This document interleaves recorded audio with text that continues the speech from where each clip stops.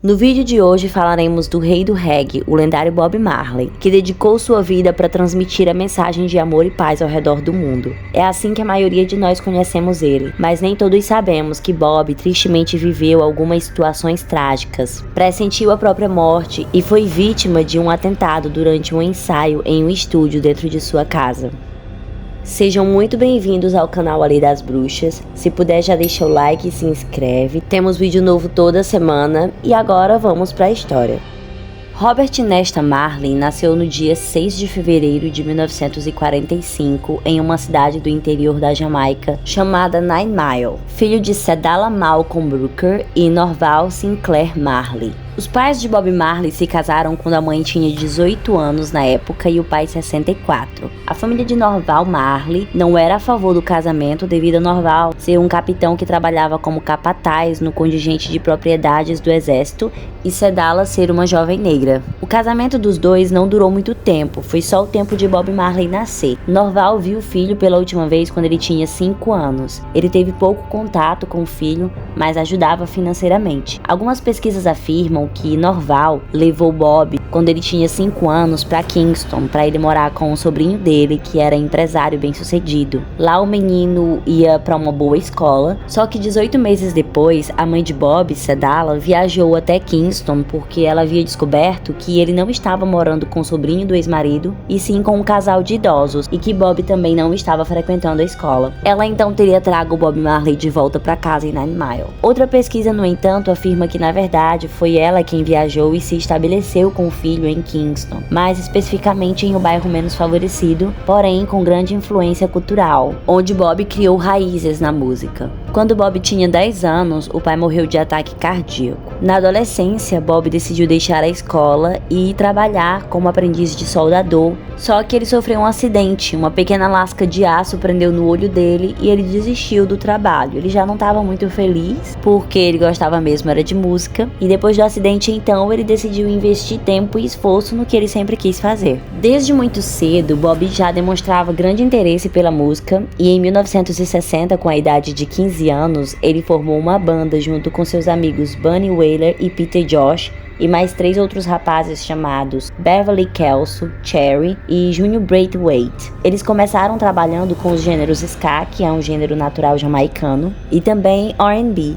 Eles colocaram o nome da banda de Wailers e começaram a se desenvolver e ganhar reconhecimento por volta de 1962. Gravaram o primeiro álbum em 1963 e as músicas estavam sendo ouvidas em toda a Jamaica. E em 1972, a banda já estava sendo ouvida em muitas outras partes do mundo. Nesse meio tempo, Bob conhece e se casa com a cantora chamada Rita Anderson, cubana naturalizada na Jamaica. Ele tinha 21 anos e ela 20. Nessa mesma época, ele também se aproximou do Rastafaranismo, uma religião judaico-cristã afrocêntrica de origem jamaicana. Bob teve alguns relacionamentos extraconjugais e teve filhos fora do casamento. Ao todo, ele teve 12 filhos. É dito também que ele teria tido uma filha antes de conhecer Rita, mas por motivos desconhecidos, ela não é reconhecida pela família Marley como sendo filha de Bob. Com a Rita, ele teve 4 filhos biológicos e adotou a filha de Rita como a sua própria filha. Ela já teria tido essa filha antes de se casar com ele, e a criança estava na época com 8 meses. Fora do casamento, ele teve outros 7 filhos. No ano de 1974, os integrantes Peter e Bunny decidiram que queriam seguir carreira solo e abandonaram a banda, dando a Bob a única opção de seguir carreira solo também. A mulher dele, Rita Marley, também cantava com ele fazendo vocal de apoio. Em sua carreira solo, Bob alcançou grande sucesso e vendeu milhões de cópias em todo o mundo. Fez show em diversos países, se tornou um grande ícone do reggae. Era 3 de dezembro de 1976, às 8h30 da noite. Bob Marley seguia um ritmo de sucesso incrível em sua carreira. Ele estava no estúdio de sua casa na rua Hope Road, em Kingston, ensaiando para um show com sua equipe. Rita, sua esposa, estava saindo de casa em seu carro quando precisou parar para não bater em 2 outros carros que invadiram seu caminho, entrando pelo portão com toda velocidade. Era para ter 2 seguranças vigiando o portão de entrada da casa, mas eles não estavam lá. Era um total de 7 homens. Quando o segundo carro passou por ela, um homem no banco do passageiro apontou a arma para a cabeça da Rita, não disse nada e atirou. Então os 7 homens saíram do carro, mas não se direcionaram a Rita, que estava lá sangrando muito, mais viva porque a bala passou de raspão. Ao invés disso, eles adentraram a casa e seguiram o som da música que estava tocando. Agora, uma coincidência insana. É dito que eles estavam ensaiando a música I Shot the Sheriff. Em tradução seria Eu atirei no xerife. Os atiradores invadiram o lugar e começaram a atirar. Assim que perceberam que tinham conseguido atingir o alvo, no caso Bob Marley, eles foram embora e por sorte não buscaram conferir se tinham conseguido concluir o que eles queriam e saíram da cena. É dito que o empresário de Bob, Don Taylor, foi atingido por 5 balas nas costas e no tronco. Foi tido como morto no local, mas no hospital descobriram que ele ainda estava vivo. Ele sobreviveu por um milagre e conseguiu andar de novo com a ajuda de uma bengala, coisa que ele precisou até o último dia de sua vida. Outros 2 funcionários da banda, chamado Louis Griffin e o guitarrista Donald Kissing, foram atingidos no peito e perna. E em relação a Bob, apesar dos atiradores terem mirado no peito dele, a bala deslizou e se alojou no braço. As vítimas foram todas levadas ao hospital às pressas, foram tratadas e conseguiram sobreviver. 2 dias depois, Bob Marley estava de alta do hospital e mesmo com medo e se recuperando, ele se apresentou no show Smile Jamaica Concert, ainda com o braço esquerdo enfaixado. Lá, Bob fez questão de abrir a sua camisa e mostrar as marcas dos ferimentos para o público. Obviamente o público ficou em choque, pois se Bob Marley tinha sido alvo, quem não seria? Agora, a explicação sobre o atentado contra a vida de Bob é a que narra uma suposta relação política do cantor com um dos partidos envolvidos na época. Era época de eleição e é dito que a cidade estava sendo marcada por grande violência e tensão entre o Partido Trabalhista Jamaicano, apoiado pela CIA, e o Partido Nacional do Povo Democrático Socialista. A situação estava tão complicada que o cenário foi comparado a uma zona de guerra, de forma que os supermercados estavam com as prateleiras vazias, haviam cortes de energias e muitas áreas da cidade estavam sendo patrulhadas por soldados que aplicavam suas próprias regras para com o povo.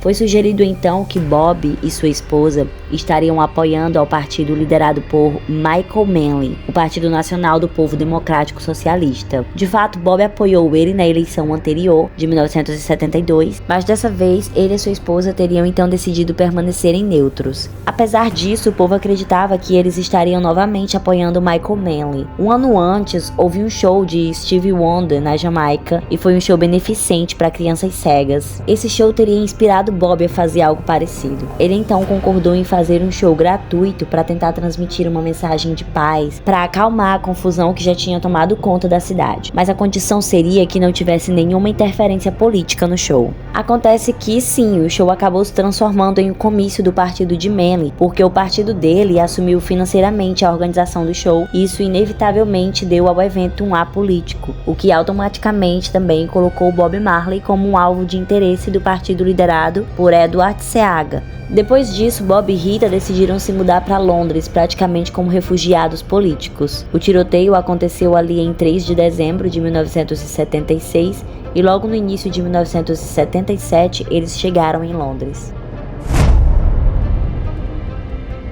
De acordo com Don Taylor, que já foi mencionado aqui, empresário de Bob e uma das vítimas do tiroteio, um dia ele recebeu uma ligação de um dos braços direitos do líder do gueto, que geralmente fazem seus próprios julgamentos, né? Nessa ligação, ele disse a Don que estava com 3 dos atiradores e pediu que tanto Don quanto Bob estivessem presentes no tribunal deles. Lá, cada um dos 3 homens foram questionados e confessaram terem feito parte do atentado. Eles imploraram pela misericórdia e pelo perdão de Bob e Don. Conseguiram o perdão dos 2, mas não conseguiram a misericórdia do tribunal do gueto, que atirou em um e matou enforcado os outros 2. Ninguém nunca falou sobre isso e supostamente Don só quebrou o silêncio quando colocou isso em detalhes no seu livro Bob Marley e Eu, de 1994.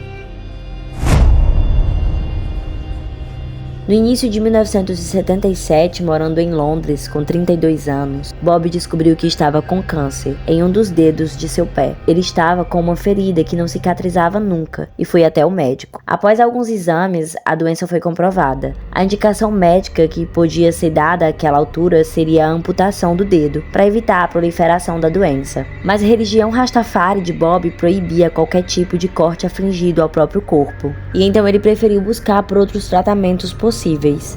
Enquanto ele estava realizando outros tratamentos, Bob ainda voltou à Jamaica em 1978 para ser a atração principal do show One Love Peace Concert. E nesse show estavam presentes Edward Seaga e Michael Manley. E Bob fez com que os inimigos, líderes dos partidos relacionados, se juntassem no palco e apertassem as mãos. Nesse mesmo ano, ele também recebeu uma medalha de paz das Nações Unidas. É dito que Bob era apaixonado por futebol, tal como era por música. Era torcedor do time jamaicano Boys Town, na Inglaterra torcia para o time Everton e dos times brasileiros ele torcia para o Santos. Veio ao Brasil em 1980 a convite do diretor-geral da Ariola, uma editora alemã que iria estrear no Brasil. Assim que chegou, falou aos repórteres da vontade de conhecer Gilberto Gil, que tinha composto sua versão da música No Woman No Cry. No dia seguinte à sua chegada, já recebeu um presente do Pelé, uma camisa 10 do time da Vila Belmiro. Ele não fez nenhum show durante essa viagem aqui, pelo contrário, voltou para casa dizendo ter realizado vários antigos sonhos que sempre teve em relação ao país. Bom, essa parte feliz da vida de Bob Marley faz contraste com uma teoria que diz que ele passou algum tempo lutando para não ser tomado pelo sentimento de que ele estava prestes a morrer. Infelizmente, nenhum dos tratamentos que Bob buscou o ajudou e ao longo de 3 anos a doença havia se espalhado por outros órgãos do seu corpo. Então, no dia 11 de maio de 1981, com a idade de 36 anos, Bob quis voltar para o seu verdadeiro lar, na Jamaica, e então fretou um voo particular para lá. O triste é que Bob passou mal dentro do avião no meio da viagem, e o piloto teve que fazer um pouso de emergência em Miami para que Bob recebesse socorro. Bob já estava com suas funções vitais muito baixas, e ele chegou a ser internado, mas morreu no mesmo dia. Apesar da morte de Bob ter essa explicação como a mais aceita, existe uma teoria da conspiração a respeito do falecimento do rei do reggae. É dito que um agente chamado Bill Oxley, em seu leito de morte, fez algumas confissões que atribuíam a morte de Bob. E essa teoria é validada para muitos, já que a realidade da doença de melanoma da qual Bob sofria era um tipo extremamente raro de câncer, principalmente tendo homens jovens colocados em um cenário de risco de vida, como era o caso do cantor. A explicação que foi dada para a existência dessa teoria é que diz que o câncer só se torna a causa número 1 de morte para homens quando eles atingem 60 anos de idade. Já homens na faixa dos 30 anos são mais propensos a morrer por meio de acidentes, automutilação intencional, agressão ou doença cardíaca. Então esse agente Bill Oxley teria assumido 17 assassinatos a mando do governo americano entre os anos de 1964 e 1985, incluindo o de Bob Marley.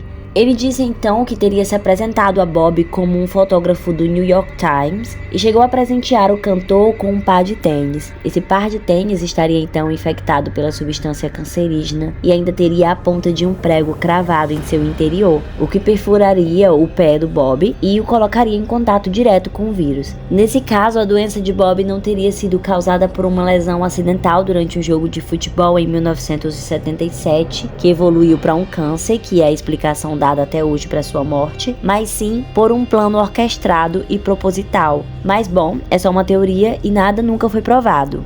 Embora tristemente Bob Marley não tenha conseguido voltar para sua terra natal, onde pretendia passar seus últimos dias de vida, seu funeral e enterro foi realizado na Jamaica. Lá também foi levantada uma estátua em homenagem ao seu legado. Seu corpo se encontra em Nine Mile, a cidade onde nasceu. A antiga casa de Bob em Kingston, onde aconteceu o tiroteio, virou um museu, 12 anos depois da sua morte. Rita Marley, a viúva de Bob, foi quem levantou o projeto. O tour pelo museu dura 1 hora e 15 minutos. Já o estúdio onde o atentado aconteceu não pode ser visitado. Apenas os filhos de Bob têm permissão para entrar no local. Bom, é indiscutível. Bob veio ao mundo para deixar um legado, através da procriação de filhos, do talento, do pensamento poético, da música e da sua própria história.